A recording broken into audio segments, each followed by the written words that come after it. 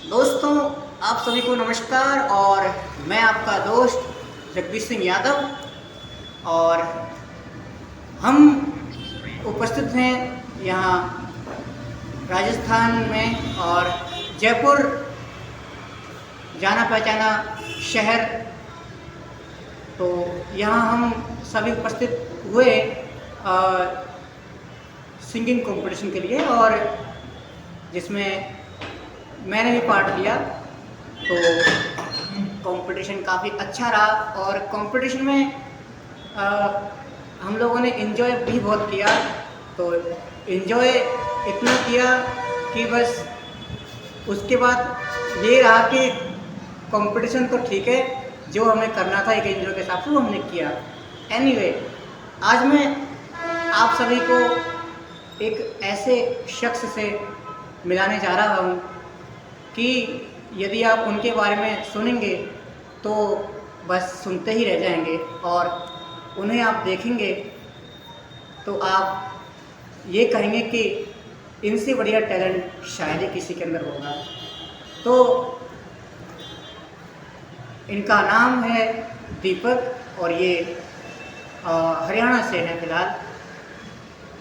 तो इनके बारे में आपको एक चीज़ बताता हूँ कि ये बहुत अच्छा गाते हैं, और साथ ही साथ मेहनती और कवि हैं। आप जो चाहें इनसे ले सकते हैं, एक एंजॉय के तौर पे और एक शिक्षा के तौर पे। तो मैं सीधे अब बुलाना चाहूँगा भाई दीपक को, और कुछ वो अपने बारे में बताएंगे, फिर बाद में हम अपनी इस बात को आगे बढ़ाएंगे। सबसे पहले तो आप सभी का दिल से नमस्कार। मैं दीपक सिंह राजपूत, और नमस्कार करता हूँ जगदीश सिंह भाई साहब को कि उन्होंने मुझे आमंत्रित किया। और फिलहाल तो मैं अभी झारखंड का हूँ, और शायद ही इन्होंने थोड़ा गलत कह दिया, लेकिन हाँ, दिल्ली में मैं पढ़ाई कर रहा हूँ अभी।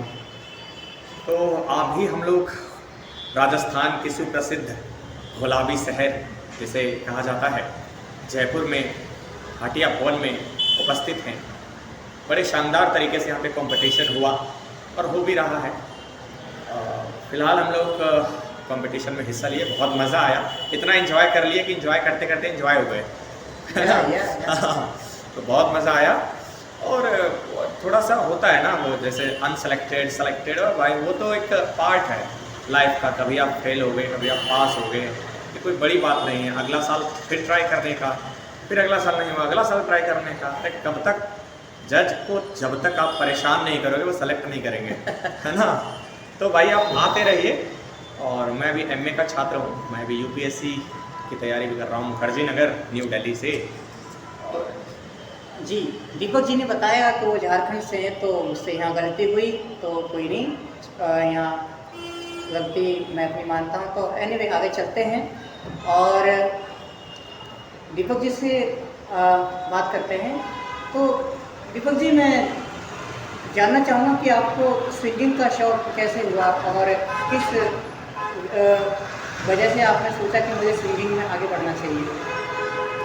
जी, तो सिंगिंग का जहाँ तक सवाल रहा, जब मैं बचपन में तकरीबन 7-8 साल का था, तो मैं पहले ऐसे ही अपने विद्यालय में गाया करता था। हमारे शिक्षक काफ़ी प्रभावित होते थे। हमारे एक लालू सर जी थे, काफ़ी हिंदी के बहुत बड़े प्रख्यात विद्वान थे, इवन हमारे स्कूल में, हमारे क्षेत्र लेवल पर। तो उन्होंने मुझे गाने के लिए प्रेरित किया। फिर धीरे धीरे हम जो है अपने गांव में गाने लगे। फिर लोगों ने मुझे सजेशन दिया कि तुम म्यूज़िक के साथ भी गाओ। तो हमारे गांव में रामनवमी का मेला लगता है, लेकिन मैं वहाँ पे गाना चाहता तो था पर मौका नहीं मिलता था। लेकिन वहाँ के जो थानेदार साहब थे पहले, उन्होंने मुझे काफ़ी प्रोत्साहित किया, गाँव वालों ने भी किया। पहली बार हमने म्यूज़िक में वहाँ से इंटरेस्ट लेना शुरू कर दिया, पूरी तरीके से कह सकते। जी, तो हम आपकी गायकी सुन चुके हैं, और आपकी गायकी बहुत अच्छी है। इसके बाद हम जानना चाहेंगे आपको कविताएं लिखने का शौक़ कैसे हुआ, और किसको आप अपना आइडल मानते हैं। देखिए, कविताओं की जहाँ तक बात रही, तो कविताएं लिखने का सवाल, जिसके दिल में गम होता है, दर्द होता है, मतलब जिसके दिल में दर्द अभी होता है वही तो कवि होता है ना। तो कवि तो खैर मतलब अपना अपना एक मतलब दर्द है जो इंसानों के समीप लाने की कोशिश करते हैं, मुस्कुराने की कोशिश करते हैं। मतलब खुद हमारा ये मानना है कि भाई अब चाहे आपके अंदर जितना भी गम हो, किसी के हंसी में इस कदर टाल दो कि वो आपकी गम को संवार ले, संभाल ले। और जहाँ तक रही आइडल की, तो काफ़ी अभी नए युग की यदि हम बात करें, आज के एक मॉडर्न एरा की बात करें, तो अभी यहाँ पर हमारे अनामिका अंबर जी जो श्रृंगार रस में बहुत बढ़िया कवयित्री हैं, क्योंकि बहुत बढ़िया लिखती हैं, बहुत बढ़िया गाती हैं। और साथ ही साथ हमारे बहुत सारे, अगर हंसी की अगर बात करें, हास्य रस की बात करें, तो महेश दुबे साहब से हमने काफ़ी प्रेरणा ली है जी। तो चलिए अब देखते हैं आपके टैलेंट को, और हम अपने सभी दर्शकों को दिखाना चाहेंगे यहाँ पे। तो आप ज़रा ये बताएं कि आप यहाँ आए और आपने सबसे पहले जब शुरुआत की, जो आपको यहाँ खाना मिला, उस समय से लेके अब तक, तो आप कैसे देखते हैं इस चीज़ को और कैसे आपने इसको एंजॉय किया खाने को? ये खाने को तो एंजॉय किया गया, खाना तो बहुत ही ज़बरदस्त था, लजीज था वाकई में। तो खाने की तो बात ही छोड़िए, खाना तो बहुत बढ़िया था। रही बात कैसे देखते हैं, देखिए जब हम लोग आए थे तकरीबन 6 तारीख को 8:30 बजे तक हम पहुंच गए थे। यहाँ पे काफ़ी सवालात चल रहे थे माइंड में, क्योंकि बहुत दिनों के बाद लाइव ऑडिशन, लाइव कंपटीशन जो कह सकते हैं आप, चल रहे थे। तो बहुत सवाल उत्पन्न हो रहा था। मैंने कभी ऑनलाइन में भाग नहीं लिया है, मैंने सोचा अरे ऑनलाइन में मज़ा नहीं आता, जब तक दर्शक देखे नहीं आपके चेहरे को, कौन जानेगा कि क्या मौका है।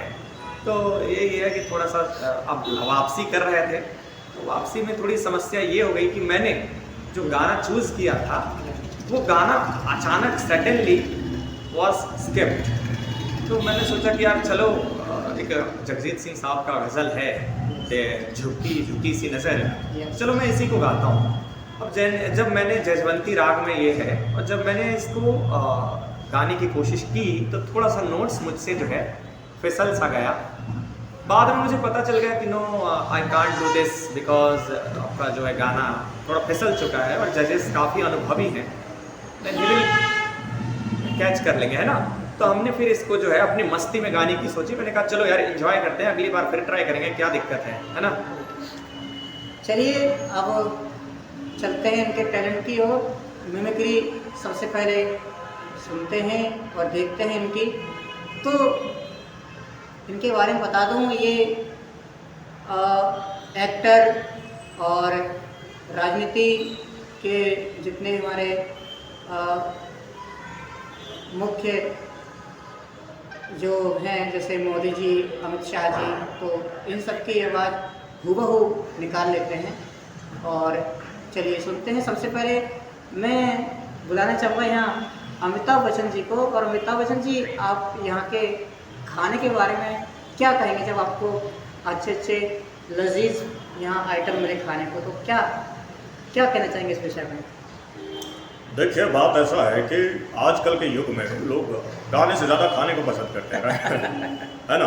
तो लोग बढ़िया है, जो भी है ठीक है, अच्छा है, मतलब बढ़िया था। और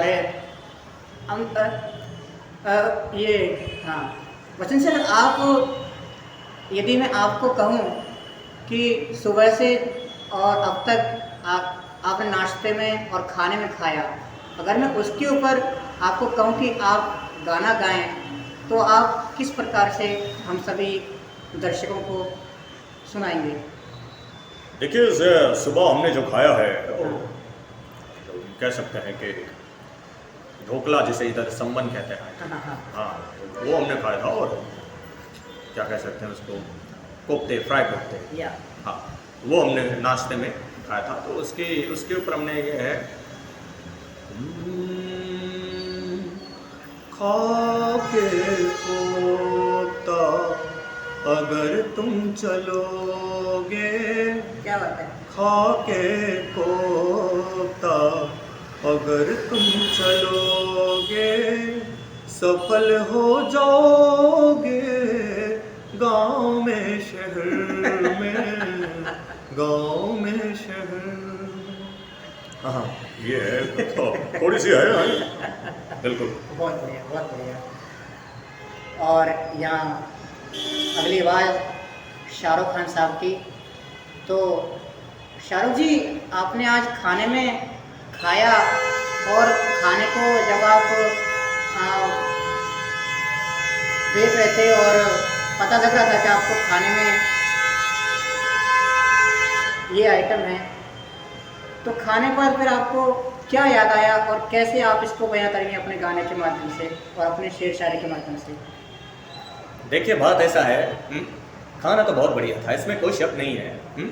लेकिन बात ऐसा है कि दुनिया में कुछ चीज़ें ऐसी होती हैं ना जिसे बार बार खाने का मन करता है, जैसे कोफ्ता हो गया जैसे अपना ढोकला हो गया। बहुत सारी चीज़ें हैं, जैसे रोटी। अब भाई रोटी ऐसे है कि आधा घंटा तक वेटिंग लिस्ट में रहना पड़ता है हम सबको, तो ये मज़ा आया था काफ़ी यहाँ पे।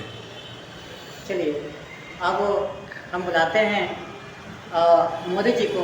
तो मोदी जी, मैं आपको एक गाना दे रहा हूँ और उस गाने की तर्ज पर आपको ये बताना है कि नाश्ते में और खाने में और अभी जो नाश्ता देखा आपने वो आप कैसे बयां करेंगे? गाने का नाम है एक प्यार का नगमा है, आपने सुना होगा तो? जी जी। बिल्कुल। सबसे पहले तो आप सभी को हृदयपूर्वक नमस्कार। नमस्कार। देखिए, हालांकि गाने तो मैं ज़्यादा गाता नहीं हूँ भाइयों बहनों, आप सभी देखते होंगे हम संत आदमी हैं, शादी भी करते हैं तो छुपा के करते हैं। हाँ, तो रहा गाने की बात रही तो ज़रूर हम कोशिश करेंगे।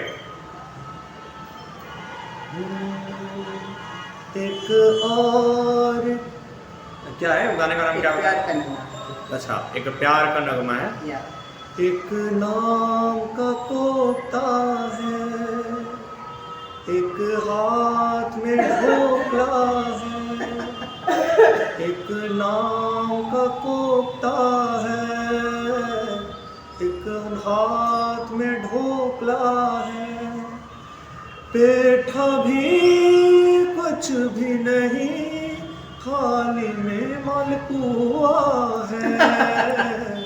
एक नाम का कोफ्ता है। तो ये है, बाकी सही है। जी। अब हम जानना चाहेंगे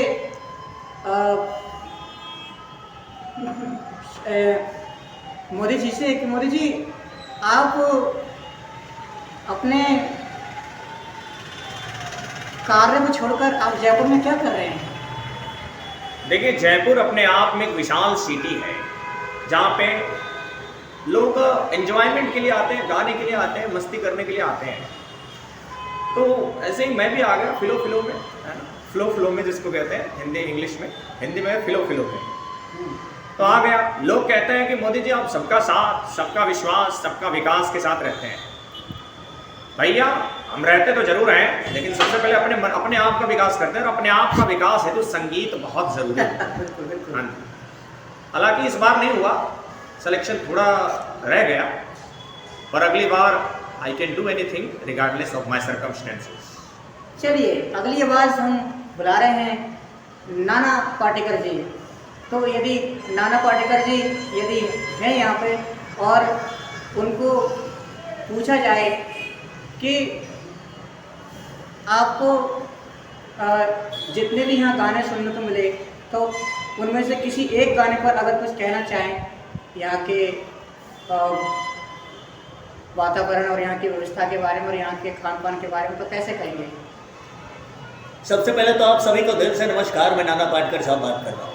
देखिए, बात ऐसा है कि यहाँ पे कई सारे लोग गाए, कई सारे लोग गाना गाने के लिए आए हैं, कई सारे लोगों का गाना हमने सुना और कई सारे लोग फाइनलिस्ट भी बने हैं। जैसे सभी फाइनल की जहाँ तक मैं बात करूँगा, अच्छा है, गाना अच्छा था, लेकिन कुछ गाना इसमें ऐसा था जो मतलब आउटस्टैंडिंग था। आज जज को समझ नहीं आया मुझे क्या आएगा, है ना। ये एक गाना था, जरा सा दिल में दे जगह तू, उसने इतना जगह दे दिया कि घर में जगह ही नहीं मिला। तो ऐसा ऐसा होता है, जैसे एक गाना गाया था भाई साहब ने, कोई भाई साहब ने गाया था, या उस गाने को बैंड साहब तो नहीं गाए होंगे। या। हाँ, तो भाई साहब ने गाया था हर हर शंभू, है ना। हालांकि उसका सिलेक्शन हो गया, लेकिन जब उसने गाना गाया था तो हर हर शंभू, तो बैंड वाले ने सोचा कहीं मुझे तो नहीं कुछ कह रहा। अब उसने जो पीटना शुरू किया बैंड को, लगातार 4 मिनट तक पीटते चले गए वो। उतने देर के बाद जो है कहते हैं ना कि एक मच्छर भी साला हिजड़ा बना देता है इंसान को, है ना। तो इतने देर में जो है अजीत सर कहते हैं थोड़ा टाइम का ध्यान दीजिए, है ना। हाँ, तो ये जो छोटे छोटे पल थे, बहुत मजा आया है, बहुत मजा आया। अच्छा है, मालूम है। चलिए, अब वो नाना पाटेकर जी से पूछते हैं, आखिरकार जरा सी दिल में दे जगह पर अगर कोई हम कुछ बनाना चाहें तो कैसे बनेगा किसी चीज के बारे में? उस लड़के को ना ऐसा गाना चाहिए था। हाँ, जरा सा दिल में दे जगह तू, जरा सा खाना दे खिला,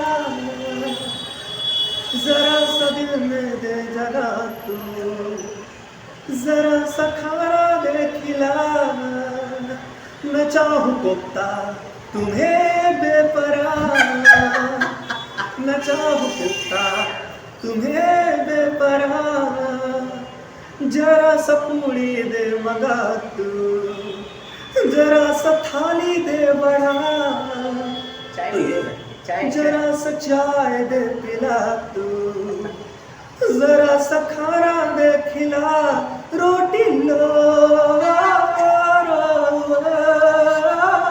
रोटी लो। अच्छा है। चलिए, आखिरी हम बात अमिताभ बच्चन जी से पूछते हैं, क्योंकि बाकी हमारे एक्टर आ नहीं पाए, थोड़ा समय का अभाव है उनके पास। तो बच्चन सर, मैं देख रहा हूँ कि 3 दिन से यहाँ पूड़ी मिल रही है, और पूड़ी कहीं ना कहीं सरदर्द बन चुकी हैं जो कम खाते हैं उनके लिए। तो आप पूड़ी के लिए क्या कहना चाहेंगे और कैसे बयां करना चाहेंगे अपने गाने के माध्यम से? देखिए, हम सबसे पहले तो ये कहना चाहेंगे, नमस्कार, अमिताभ जी बोल रहा हूँ। देखिए, सबसे पहले हम ये कहना चाहेंगे कि सिंगर्स को कोई पूरी देना ही नहीं चाहिए था। उनको कोई सादा खाना खिलाइए, ताकि उनको गाना है भैया, खाना थोड़ी है। खाना तो हॉस्टल पड़ा है, ब्लाइंड खाओ। हाँ।